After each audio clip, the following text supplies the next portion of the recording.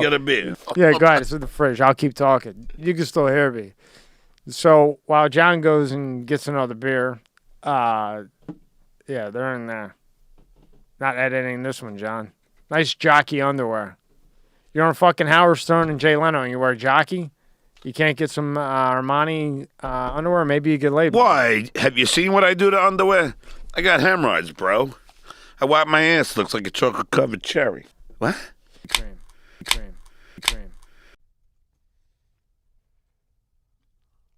Hey, you got another Budweiser? You know, I have to be honest with you, Tommy. My favorite part of the Stern Show was really just all of us fucking with each other. Yeah. I was never a fan of the guests. That wasn't your thing. Whenever Howard had guests on, I kind of tuned out. I put in the calls and write jokes, but I didn't give a shit about the guests. Jackie made the biggest blunder in show business history. He decided to enter it.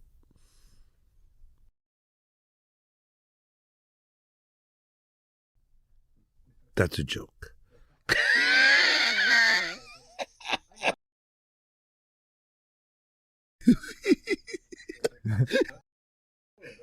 Of course, it's funny.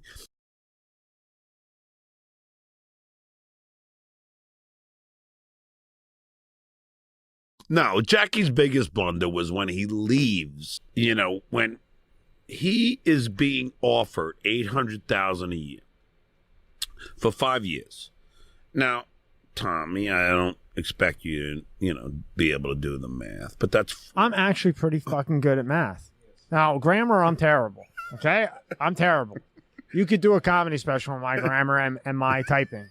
Every fucking word is spelled wrong. I don't spell check it because I don't give a fuck.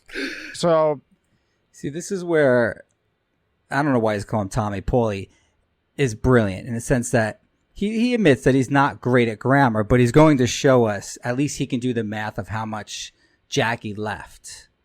Okay, so Which, just by the way, can I just say for the record, if they offered me $800,000, I would have toughed it out for the next 5 years. Believe me, I would have figured out a way. But math I'm pretty good at. Right. So I could do the math. So we understand that Paulie's not great at grammar. At least is what he's projecting. Right, but he's good at math. 8 times 5 is 45. So if you're doing 800,000, that's 4.5.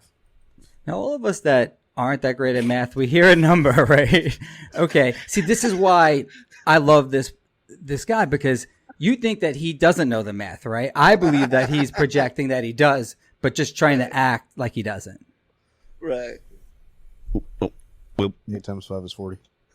Fuck all you guys. Yeah, I know. I'm starting to question my sanity after being with you. I think I'm a fucking retard.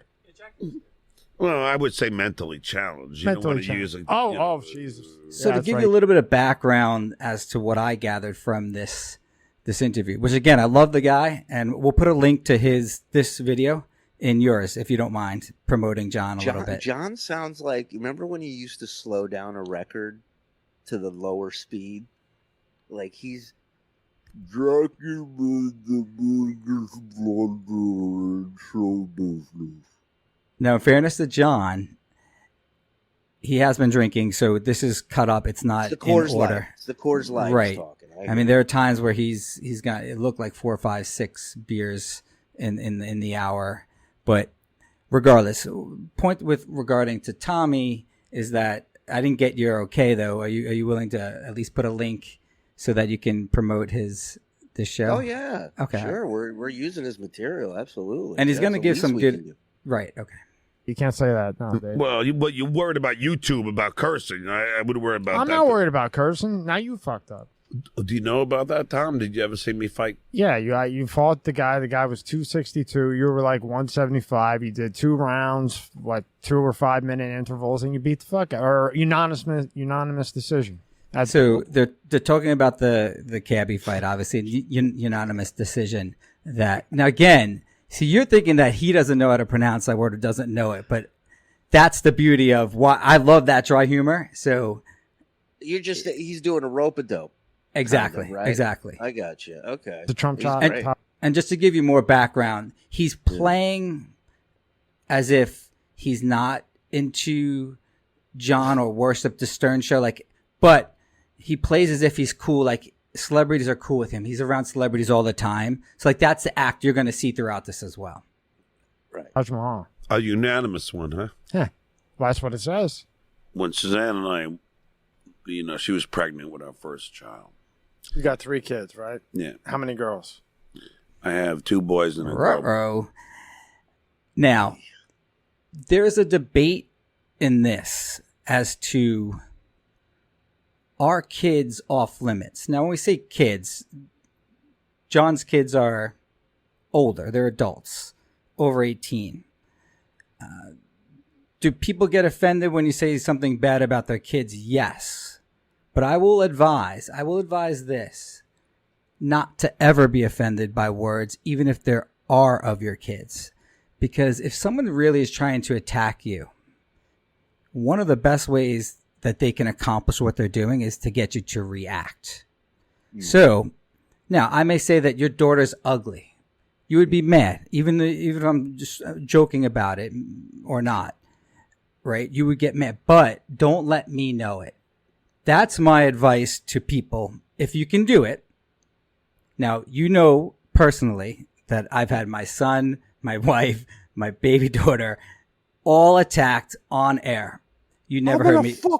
I'm gonna stab all of them, Vinny. You fuck. You never heard me get offended, call the cops, or do it. And of course, it is different when it's high pitch error compared to whomever else. But I will give this advice to Tommy or whoever, John, yourself. Ignore it, and don't let the person who's saying it know it bothers you. But that's I'm just asking because I know you're a pig, so I would have guessed you got all. Every one of my friends, and some of my friends we all have girls. You and I, I think we could see on the same level on a lot of things. When you hear that, kill your kid, who, I was looking forward to have this kid. So can we get that out of the way too? John is known for repeating stories, and he looks for sympathy from people by telling them that Howard Stern's such an asshole, he told me to abort my baby. Now, this was done on air as a fucking joke. And, I mean, whether there was any truth to John potentially being a good or bad parent at the time, if you just based it upon what he was doing in his life, maybe, there's some validity to every joke, and maybe but it was a joke, John. You got to get over crying about Howard saying that, but he repeats it on and on in almost every show, really to get some leverage against Howard. That's where he was victimized. That was one of that was one of the attacks on him. But here's the reality of parenthood. As a father of 2, you're a dad. Everybody, listen. There's not one parent who, for at least 30 seconds every month, looks at their kid and goes, "What if?" Right? What if we would have just taken Life's Eraser out and rubbed you off the page? Think of where me and your mom would be right now. Think of the fucking chandelier fucking we'd be doing right now. With other people, obviously. We wouldn't be married, as my wife and I would say. That's true. Think of all the crazy stripper ass I'd be getting right now after leaving your mom, after we erased you. So, I mean, look, Howard gave me shit for taking paternity leave, right? Meanwhile, a couple weeks ago, or whatchamacallit, he was praising a politician for taking paternity leave. He was not goofing on him, goofed on Richard for it too. You don't see us fucking walking around wounded from it. Like, at the end of the day, it's a bit for the show. If he's doing it on air, it's a bit for the show. Yeah, but you shouldn't Even when he's mad. If he's really mad, it's not going to be on the air. It will not be a bit. Sure, he's pissed when he's yelling at Scott in the old days, or Ronnie, or shit. I remember the Langford prank with Ronnie and Scott when they pranked Langford to go into the studio. And Howard was pissed. But he wasn't pissed enough to go to break and fucking really chew people out. The guy's a genius. He knows a great bit when he sees it, when he stumbles onto one. So Yeah, especially lame guys taking paternity leave. Let your wives handle the child rearing. You go to work. I was working. I was watching Breaking And Bad. he's telling me I'm not fit to be a father.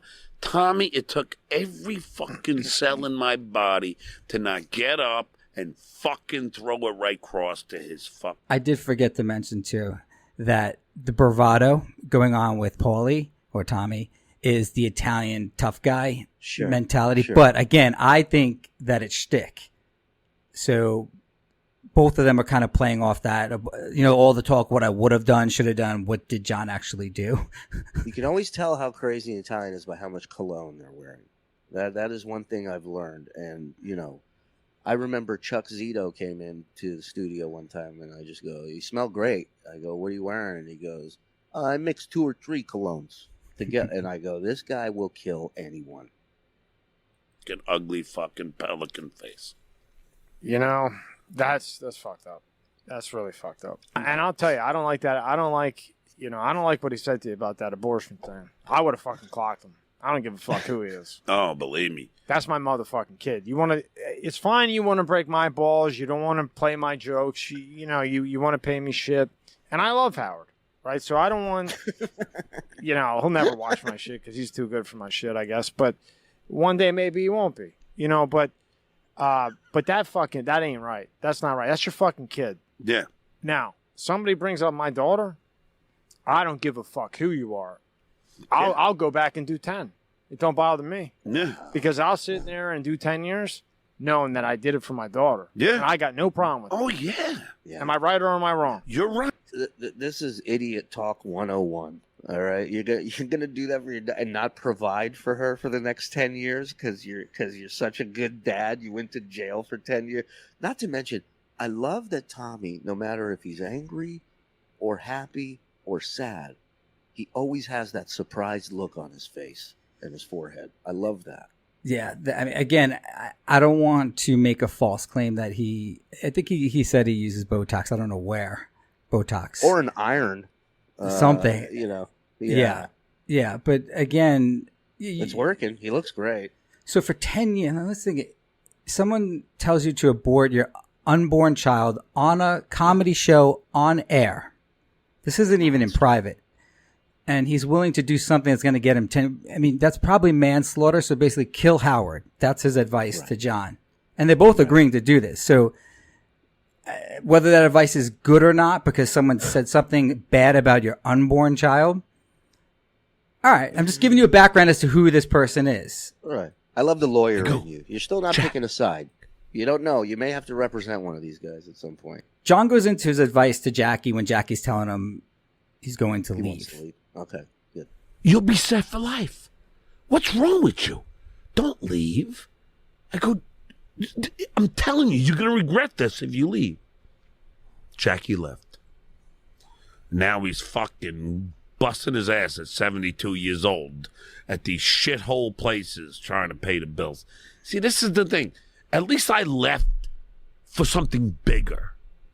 You don't leave a show without another job. That's the first time that's the first rule of business. Period. It doesn't matter what job it is. Don't leave another job before you have. Don't leave a job before you have another job. I mean, that's pretty stupid, right? I mean, it doesn't matter if you're working at fucking McDonald's, right? You don't leave fucking McDonald's until you have the bigger job at Wendy's. Yeah. But that's what Jackie did. So now I heard you maybe making fun of Tommy, but he does give advice that you hear a lot. Leave a job only when you have another one.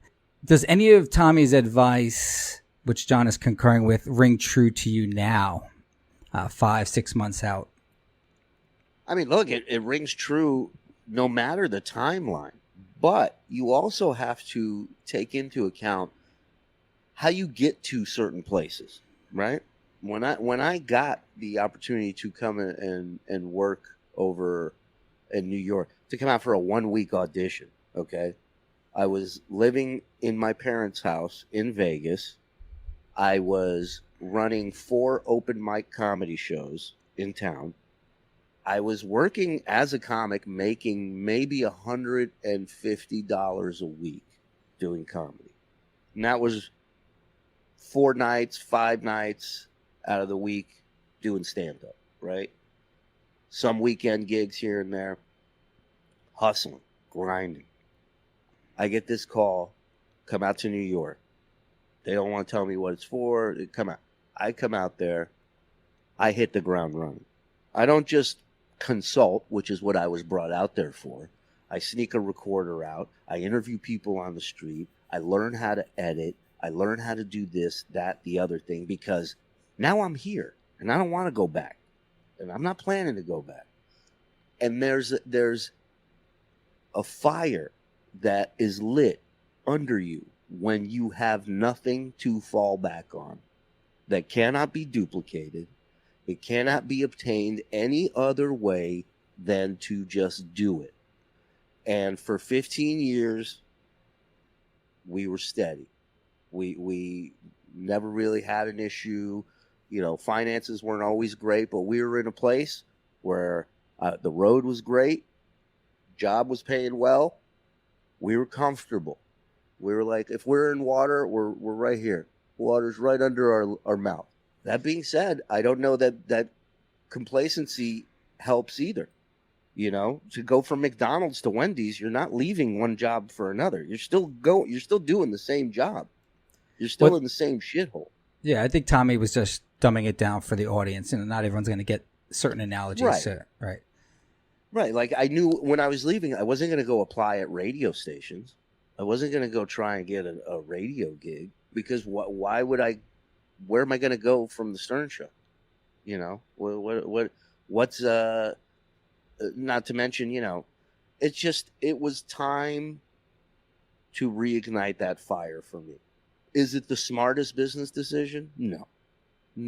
With a wife and kids? No. But that's added incentive that I didn't have when I was, 15 years ago when I came over there from Vegas. I didn't have a wife and kids, and I grinded my ass off to get where I got. So now I'm responsible for 3 other human beings. There's no off switch. Like, there's no stopping. I'm able to do things. I'm working on projects now that I would have never been able to do creatively, writing-wise, for my stand-up. I almost have an entirely new hour ready to go for a new special. Like, I'm killing it right now, and the momentum's only getting stronger, you know? I would write the best bits for Howard. I would write the best joke, because I had my computer directly to him, so he would see my jokes, right? I would write the best joke. The whole fucking studio's laughing. Now, I think, just because, I think that you walk in there, in the studio, and Howard goes, great joke, John. Nada. Never played it. No, the joke was done. Howard did it. Everybody laughed. But Howard never says good job. Ever. Not to Jackie. Not to Fred. That's not Howard. Now, cut to Jay. I write a joke or a bit or a segment. Hey, good job, John. I got to tell you, man, you're doing a great job around here. You do a good Jay Leno impersonation. No, but I'm saying, Tommy, I'm just saying. The difference. That's a difference. That's a juxtaposition of 2 people. But So John's claiming Howard never gives compliments, and I know some employees do need that, some don't. And there's no... When you have employees and you're a leader and you're in charge of certain people, some need it, some don't. And you have to know that part of being a leader is knowing when to do it, who to do it with. And same thing with kids as well. It's the same exact situation. So John claims that he never, ever, you heard him, ever got a compliment. Now, a few beers in, and Jay, of course, was complimentary to him. A few beers in, let's see what happens. Howard never says good job.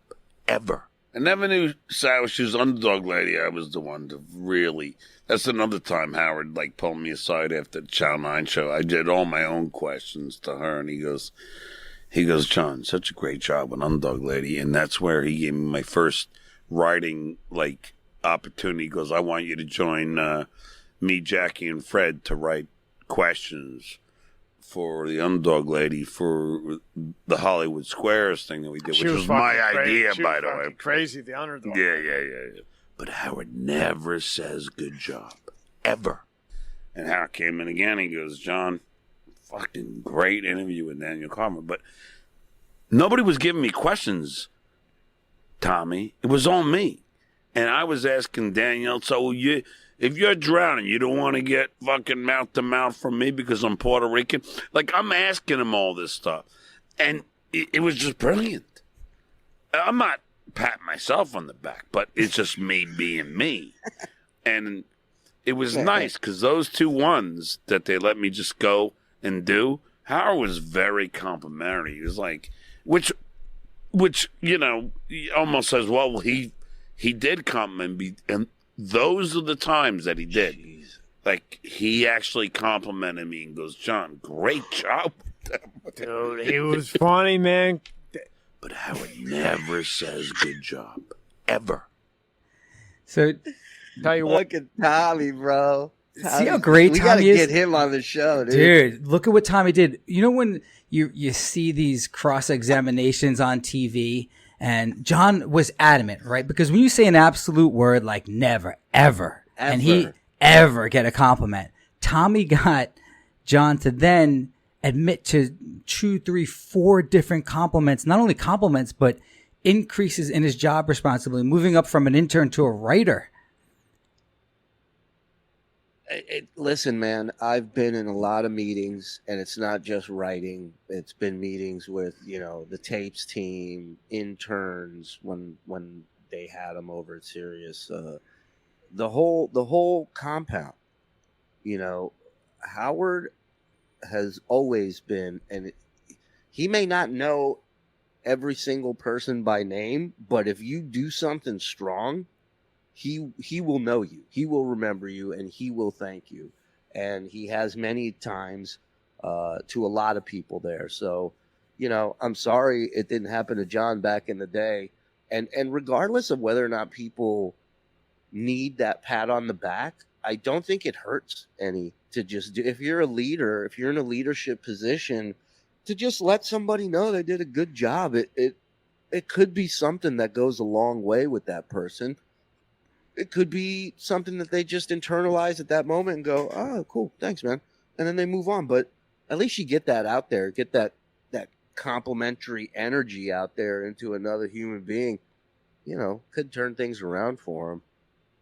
Yeah, and again, some people need it, some people don't. It may be even negative to some people that they... I think everybody needs it. I think nobody, if you said to people, do you ever want to be complimented on your work? Nobody's going to go, no, I'm fine. They're psycho if that's the case. Everybody can use it. Don't say nobody needs it. I don't like using extreme, absolute words. Sorry. So when you say everyone, you mean everyone, no matter what. As you see, Tommy, the world, every soul, even exactly. a fetus, embryo, it's alive. Go. and I'll tell you what, John, I respect you to the end of the world that you. Let me set this up for you. Now you know how John left. I mean, it was Look at the cool bling Tommy's got. By the way, he's blinged out. It's a nice little watch he's got on, and a bracelet, and the chain. And that's to give off the appearance that, hey, I'm this Guido Pauly D lookalike, but and that probably softened John up to actually then admit to certain things that normally he wouldn't have admitted to. But we're going to get into another part of whether you're interviewing or deposing someone. Be prepared. So Tommy is going to praise John and give him his Italian seal of approval. He's a man. You know why? Because he would not leave the show before he told Howard and he got Howard's blessing. Now, again, I'm saying Tommy. Yeah. I'm saying Tommy. I'm wrong. That didn't happen that way, right? The exact opposite happened. Now, there's nothing wrong with what John did, right? I'm not putting down John in terms of how he did it. He did it the way he should have. But yes, the exact opposite happened. Now, John did try to talk to him. Try as hard as you can. Right, but it is, all right, and that's it. That was. But he tried after he got the job, which is fine. But Tommy says he's a man because he would, even if he was offered $50 million from Jay Leno, he would not have taken that job unless he got Howard's blessing. And then when John tries to correct him, Tommy just ignores that. And I'll tell you what, John, I respect you to the end of the world that you would not go to Leno, no matter what, until you talk to Howard. And that, to me, No. I tried to talk to Howard. I know, but Howard said no. But the fact of the matter is that you would not make any type of move until you spoke to Howard. Till I tried. So you tried. And Howard said, fuck you, I don't want to talk. One and the same. Yeah. You would not make that move until you made that talk. No. And I'll tell you what, that's very respectable. And I said no to the Tonight Show. And my friends will all watch this. Before I got the blessing from from Howard, but he would not talk to me. But you wouldn't leave until you did talk to him. And to me, that's more respectable than any of the things you've ever done. You're a comedian, you're comedy, you're Jay Leno, you're Howard Stern. I could care less about it all. That sticks out to me, that you were a stand-up guy. Tried my hardest, man. You know what I mean? So to me, right, that's a man. A pussy goes and says, hey, Jay, can you call Howard for me and fucking tell him that that's a pussy. Yeah. A man walks up to the king of all media and say, look, I'm trying to talk to you as a man. I have an offer from Jay. Is there any way we can work out maybe both together? What's the solution? Yeah, but he refused. And I understand that, but that's a man to me. A pussy is that goes to Jay and says, okay, Jay, you call Howard and tell him. No. You be a man and you go as yourself. Mm-hmm. Then after you tell him if Jay wants to call, fine. But you tell him as a man. Yeah. And that I respect you for more than any of your celebrity bullshit. Who cares? That comes and goes. It's the person that you are. Because this comedy shit's going to end. You know what I mean? The podcast is going to end. But the respect that you gained from me, which I'm nothing, just those two things. And you have to understand how I am. I don't give a fuck about all this shit that you did. That's cool to have you on to meet a guy that I listened to for a gazillion years, but I'm not a starstruck guy, as you can obviously tell, being with me for 2 days. But I respect where respect is due. And the way you went about going to Leno, as much as I love Howard, I have to knock him. Guess something. Well, I want to go to it because when we had dinner last night, we were talking about Ronnie, the limo driver. I love Ronnie. So tell me a little bit about Ronnie, because you only hear bits and pieces, and he cracks me up.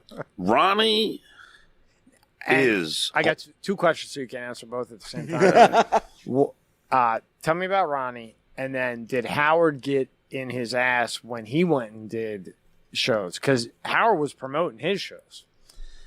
First of all, Howard put the kibosh on Ronnie's shows. What's that mean? Howard stopped. See the nuance that Paulie's using? I mean, John says he puts the kibosh on. He's like, what does kibosh mean? Right? Like, he's acting like he has no clue what that means. So, like, John's got to explain what kibosh means. The other thing I love that Tommy does is basically tell John that everything he does in his life is worthless and garbage. The only thing that counts is that he told Howard. He, as a man, went to Howard, which he did not. He got caught by Scott with an audition tape, and Scott went to Howard. So if anyone's a man around here, it's Scott Salem, if I remember those chain of events correctly. I don't think you have the timeline right. Scott only brought that tape in, Nicolas Cage, after John made the announcement, because Scott was still clueless. Scott didn't know. He just thought it was a bit that John was taping. And although Scott is super diligent in his work and probably was thinking potentially this could be, all night. Like, Scott can't even go to sleep without thinking of work. I know the guy, and as do you. So, no, that wasn't the timeline. The timeline was John fought for this job. Okay, he did get the job. Then he tried to let Howard know after the fact. Howard was blatant. There's a video I just saw the other day. I'll put a link in that too. Howard did not want to deal with any of John's business. He said it very clear.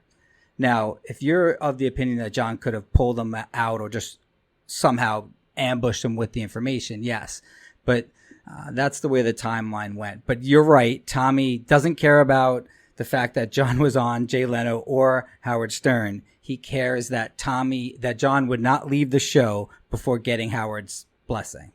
Yeah, you stand up, you're this, that, it's all shit. I don't care. Yeah, exactly. Ronnie Munn block party. Wow. Howard stopped it because they became so popular and they're making money.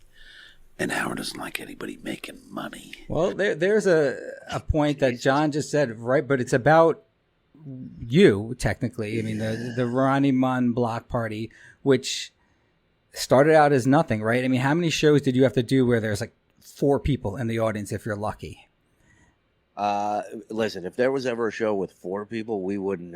It would have not gotten big. We would have stopped immediately. But the first 3, so we had 4 shows booked the first time we put this together, and there were 2 in Pennsylvania, 1 in Jersey, and then the last one was in Long Island. And the 2 PA and the Jersey one. Those 3, I think, total amount of people, if you put them all together, we had 70, maybe 80 people over 3 shows total. That's well, do you know why you're a stand-up guy? Is because those first shows you only had 4 people at them, right? Like I said, 4 people, not 70. And that makes you a stand-up guy in my book. None of this other stuff. Being a dad, being on the show, working your way up. It's because you had 4 guys. Well, I mean, that was the thing. I don't think that Paulie was listening to what John was saying as to, right. Or was he prepared? But regardless, you're getting information out. John makes the point Howard does not want anyone else to make money. I don't believe that's the truth. I don't agree with that either. I mean, because technically Howard is paying you from his money, in theory, to work for him. Well, that's not necessary. I mean, look, I got paid from Sirius. I didn't get paid from Howard. Again, we went through the technicalities of it, but ultimately, either way, it's derived from Howard. Howard doesn't want you there. You're gone. Correct. That is correct. And you know, having been involved in, so those 3 shows were just utter failures. The last one was in Long Island. I said to the guys, to Ronnie and Scott, this is the last one. We're not doing any more after this, because I felt so bad that these guys were doing a show with me and nobody was coming, that I didn't make hardly any money these 3 shows. I just paid them whatever we had. And so that 4th show in Long Island, somehow I think it came very close to selling out. It was packed. And then Sal and Phelan and a bunch of the Howard guys came down. And it was chaos. I mean, Sal ended up throwing up on the bar while I was closing out the show. Scott was DJing through his phone, and Howard TV was there covering it. So that Monday morning, we spent an hour on the block party on the air, playing videos, talking about the show, fighting with each other. By the time I got out of the studio, our promoter at the time, Sequoia, calls me up and he's like, dude, I'm getting calls from all over the country. They want the block party show.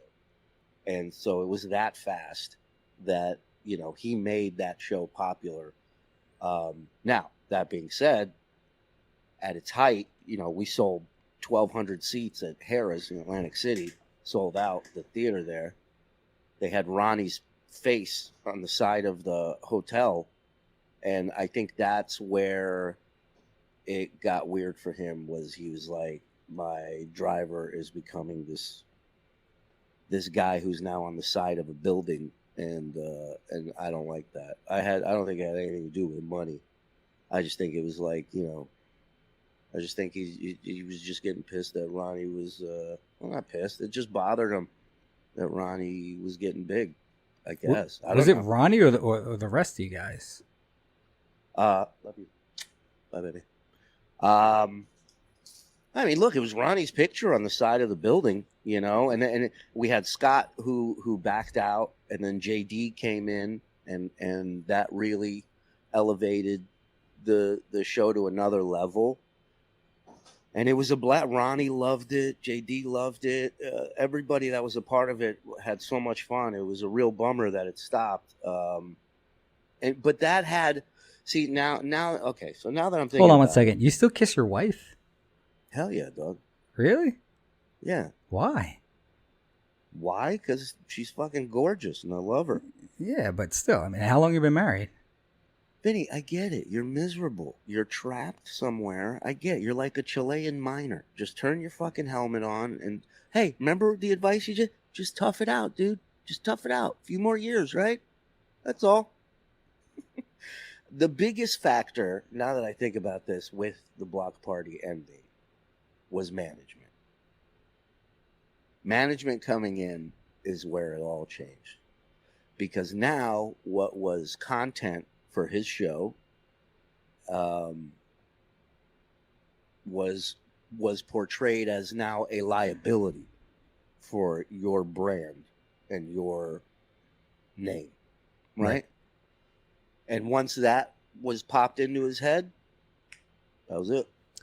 How much did you actually net, you personally, from just that show at Harris Ballpark?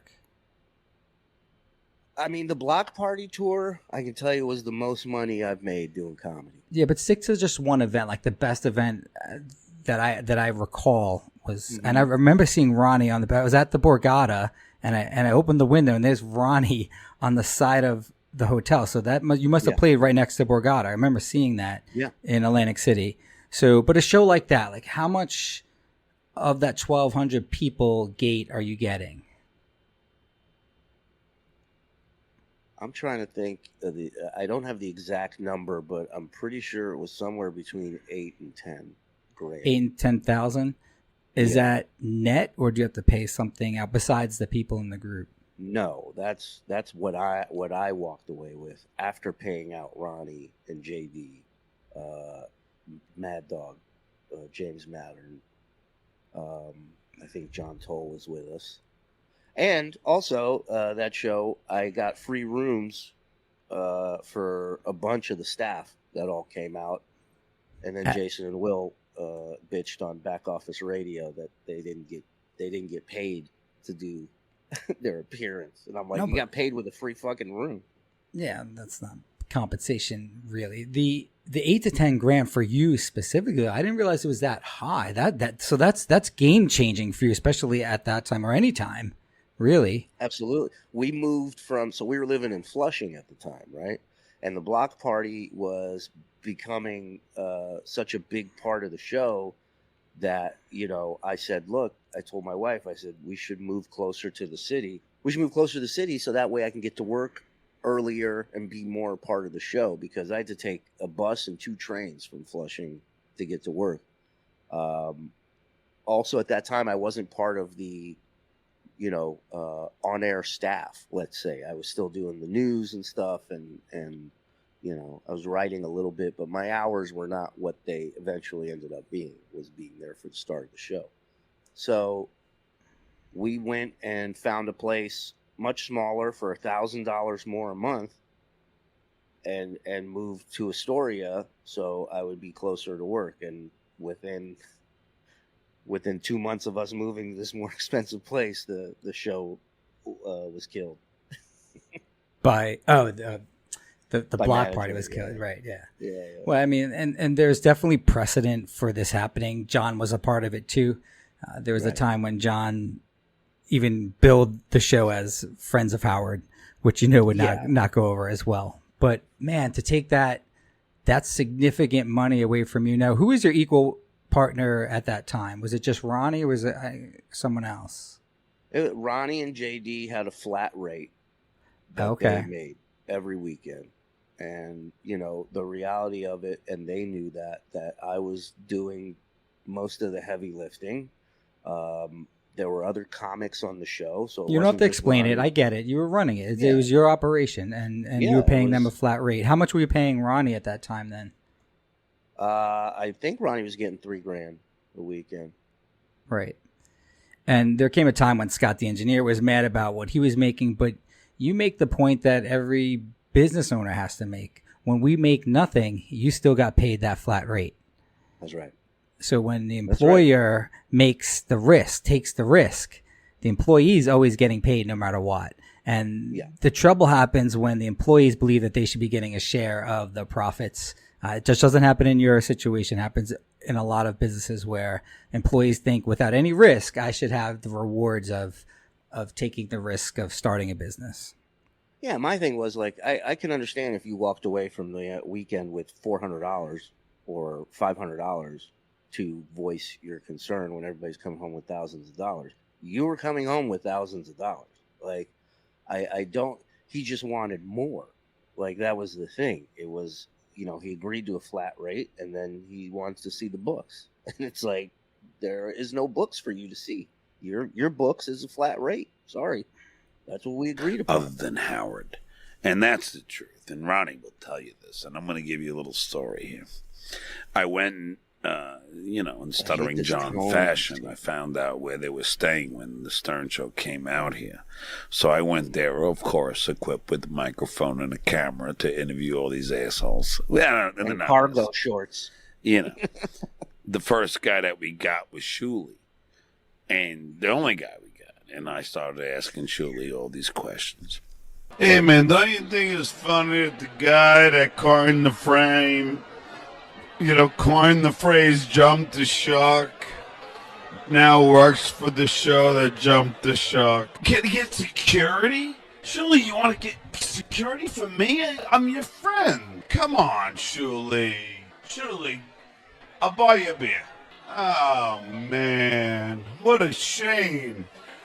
Shuli Eager has asked me to not talk to him. Security for me? I'm your friend.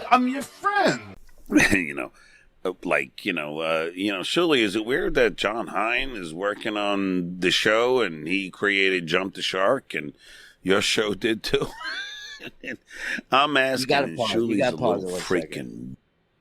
You got to pause it 1 second because this is mind-boggling to me that this joke that he remembers word for word, right? He asked me a bunch of questions. That's the only thing that came out of his mouth. Not to mention, it was a tweet that he put out days before or even that same day trying to like goof on the show.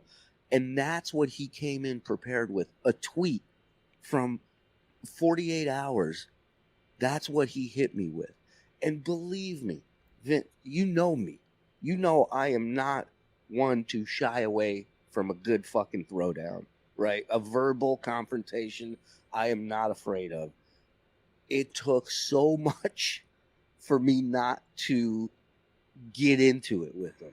I wanted to so bad, but I knew management would probably get pissed at me because it wasn't going to be done in a friendly kind of ha-ha way.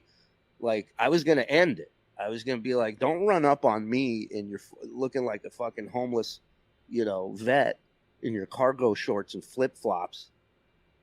And, and it was just like, it was so sad to see how far this guy has fallen. He's sitting here chasing me down in a hotel lobby. Who the fuck am I? I told you in the past, I didn't agree with your response. I didn't like your response. Yeah, I know you don't like me. I know. Yeah, and I also don't like physically fighting in that situation unless your life is on the line or you're defending your family. I wasn't going to physically fight. Right, so that's what I'm saying. Like, what's going to happen? So what are you two going to do, right? So either you have to confront him verbally, which is not going to benefit you. I get that. Right. I just didn't like the look of it, and I didn't like the lack of fight back. I knew what I wanted to say. I had it in my head. It was. Well, what were you going to say? Let's hear. I don't want to say it because it was a jugular thing. It was definitely going to lead to violence. Were you going to go after his kid? Listen, all I was going to say is just give him a little critique on his life and what he should work on. And look, what though? I want to hear it. Like, you don't have to be specific, but what does John need to work on?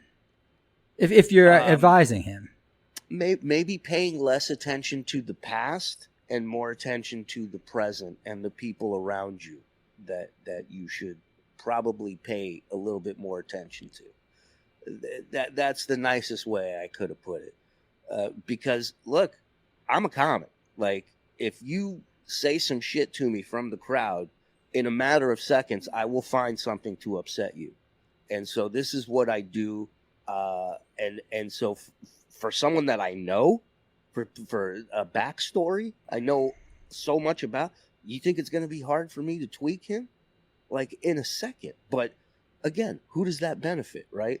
I'm playing into what he needs, and it just doesn't benefit. It's a lose-lose for me. Wuss. And then he runs over to the the freaking concierge. Call security. Fucking Shuli, little fucking wuss bag. Yeah, I remember Shuli. I remember him. He Hey, Paulie remembers you. Easy, Tommy. Watch your fucking mouth. he was funny. Now, when did he pop on? When did Shuli pop on? We gotta get Tommy on. Shuli. When did I don't know, but anyway. He was not happy that Tommy was a fan. Oh no! Shout out Tommy, love you, brother. This is why I love John, because he's so sensitive that he can't deal with the fact that he just said he liked you. So now he's got look at that face too. He's pissed. So anyway, so what happened is then I see Ronnie, and after Shuli tried to get us thrown out, security comes over. Hey, we hear you. I go, I'm not doing anything. I asked a question. Now I'm having a beer. What's the problem? And they go, all right, because really I didn't do anything. Shuli's just a pussy. No, Shuli's just a pussy. I just Shuli's ran over just to a security pussy. for no reason. Come back, and you're a stand-up guy, and I know you're a stand-up guy because you didn't leave Howard without talking to him. I did not. You know what, John? I respect you for that. And you know what? That's a real man. Mm-hmm. And I believe in my heart it didn't matter at that moment if Jay would have offered you $50 million. If you didn't get that conversation with Howard, you wouldn't have done it. And to me, Good I don't segue. give a fuck if you're Stuttering John, whoever the fuck you are. That Right. alone, my opinion of you is a stand-up guy, a respectable guy, and a good guy. Shuli's just a pussy. Hey, got another Budweiser.